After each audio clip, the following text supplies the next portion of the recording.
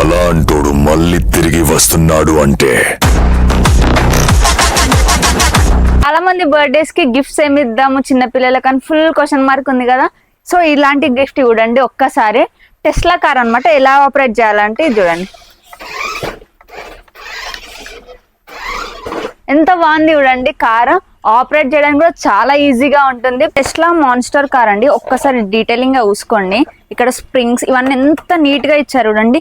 అంత జల్దీ ఖరాబ్ అయ్యే ఛాన్స్ అయితే అస్సలు ఉండదు దీనికి. ఎంత హార్ష్ గా కూడా డ్రైవ్ చెయ్యొచ్చు దీన్ని. అండ్ ఎంత నీట్ గా ఉంది చూడండి. ఫినిషింగ్ కూడా చూడండి.